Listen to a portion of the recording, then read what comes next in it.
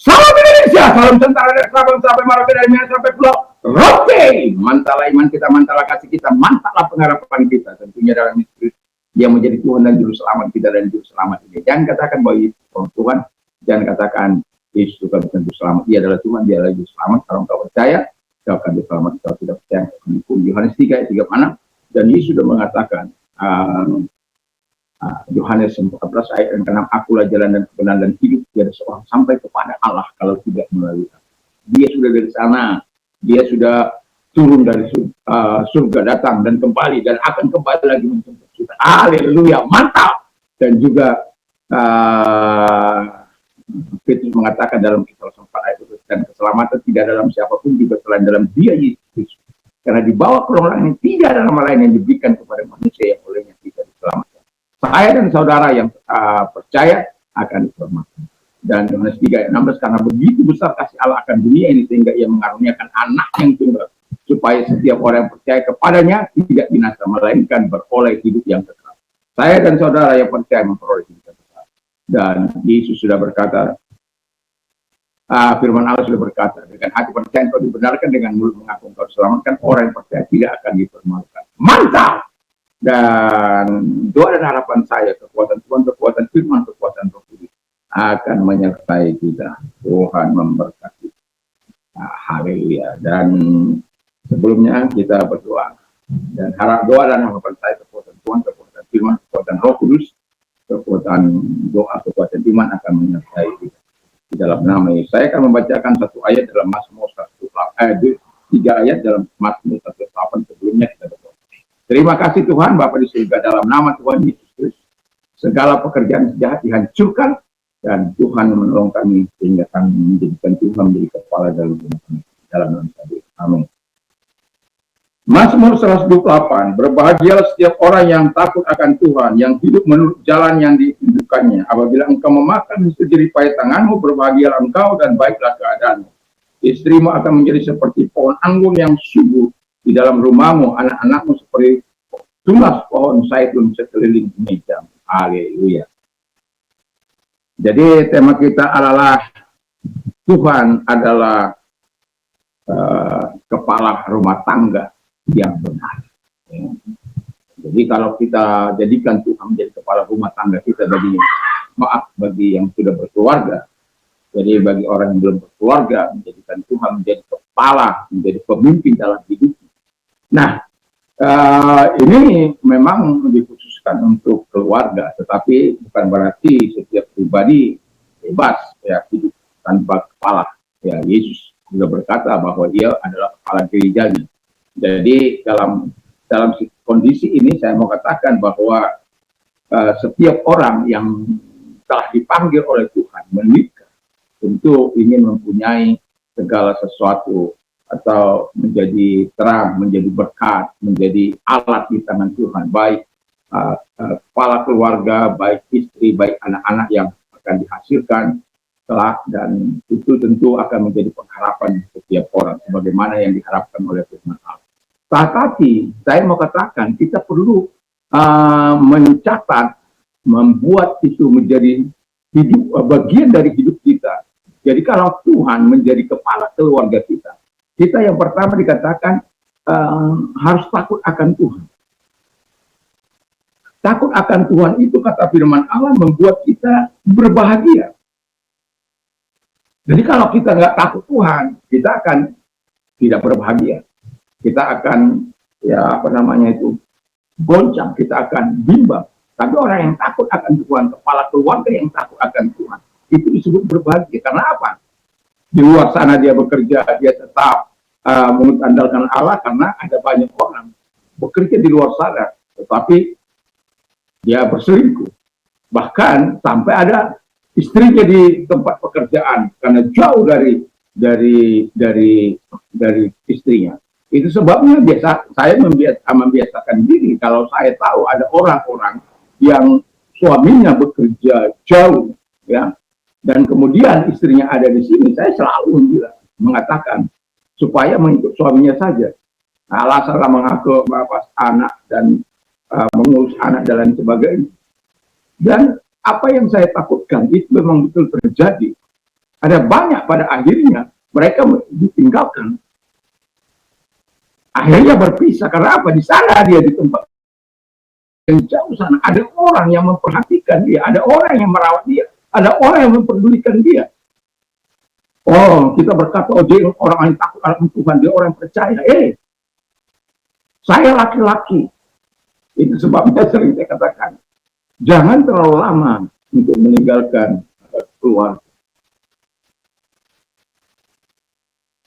Dan itu Alkitabiah.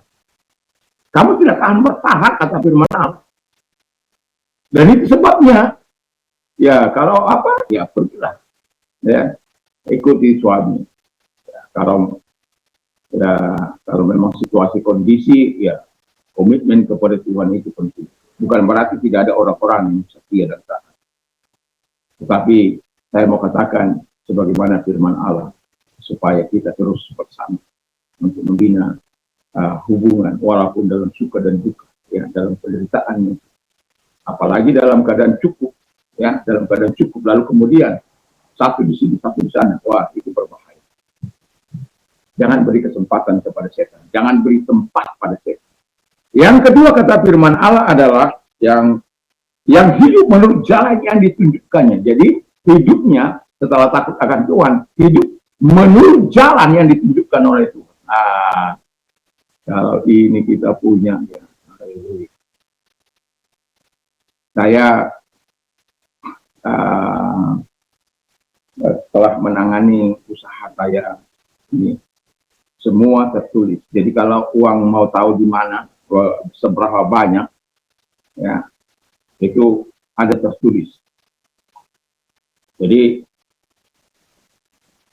selama ini kami begitu 2,5 tahun ini saya merupakan pengalaman yang sangat tidak menyenangkan sebenarnya. Tetapi apapun itu sudah berlalu sampai saya mengambil keputusan dan kemudian Tuhan menyatakan berkatnya.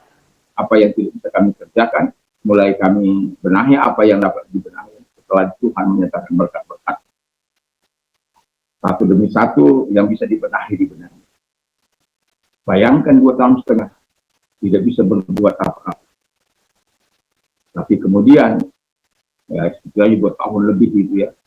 Dan kemudian kita mengambil tindakan, dan kemudian saya mengambil alih usaha. Kemudian saya tetap sebagaimana yang saya lakukan di zaman mana anak-anak saya kuliah, saya berpikir kepada anak-anak saya bisa menanganinya dengan baik.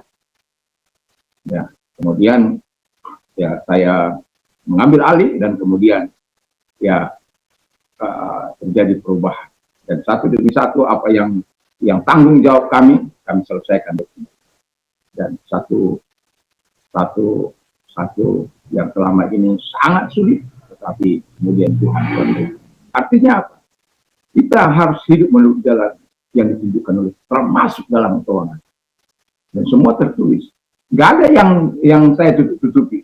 Makanya anak-anak saya bilang keterbukaan adalah awal dari kejujuran. Kejujuran itu akan dekat dengan Tuhan. Kejujuran itu akan doanya akan didengar Tuhan. Kejujuran itu menjadi sumber berkat bagi kita. Kejujuran itu akan membuat kita diperhatikan oleh Tuhan.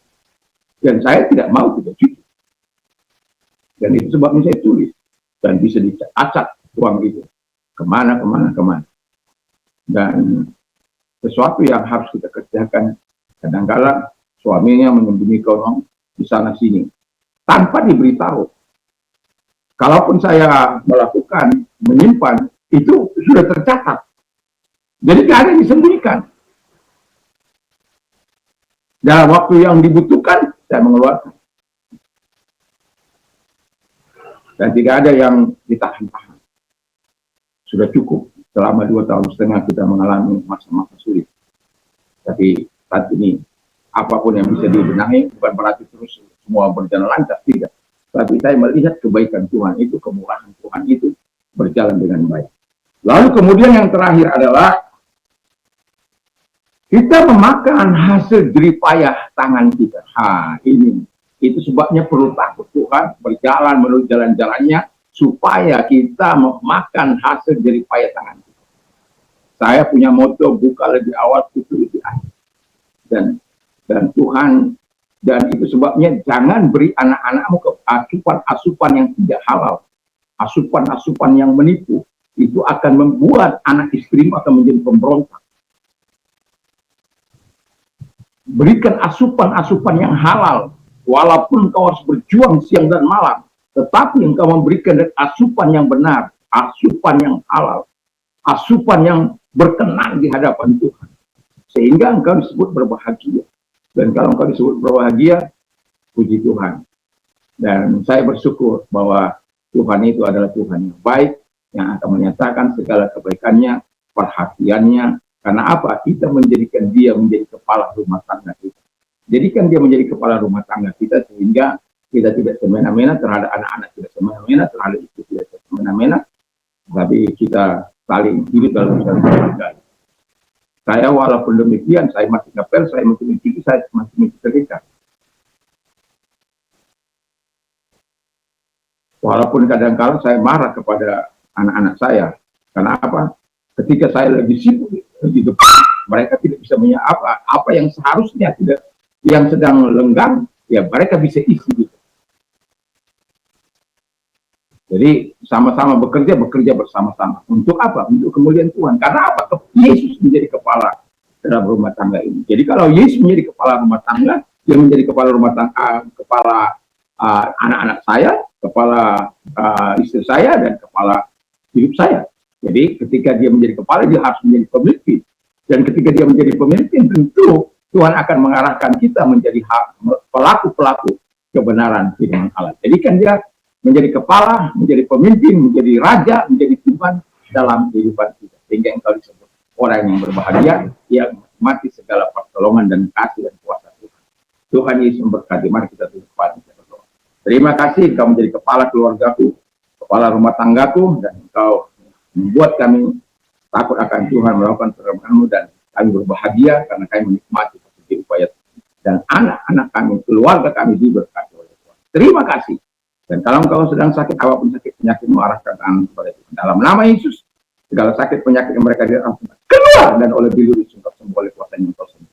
Terima kasih. Dan kalau engkau sedang mengalami penderitaan, dalam nama Yesus, segala penderitaan yang mereka alami, kalau engkau orangnya, arahkan tangan kepada Tuhan, percaya Tuhan dapat menolong engkau. Mari kita berdoa.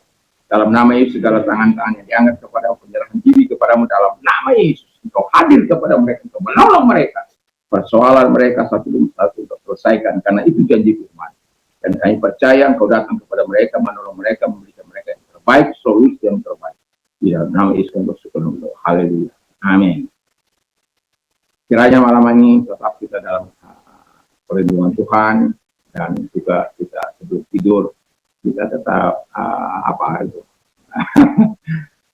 ya berdoa, baca firman Allah, memperkatakan firman Allah. Percayalah, ketika engkau memperkatakan firman Allah, akan terjadi perubahan yang mendasar.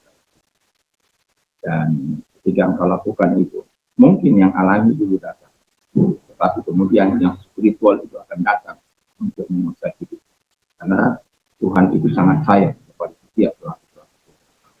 Tuhan Yesus memberkati, dan selamat istirahat, selamat tidur, nikmati bisnisnya. Mantap, mantap, mantap.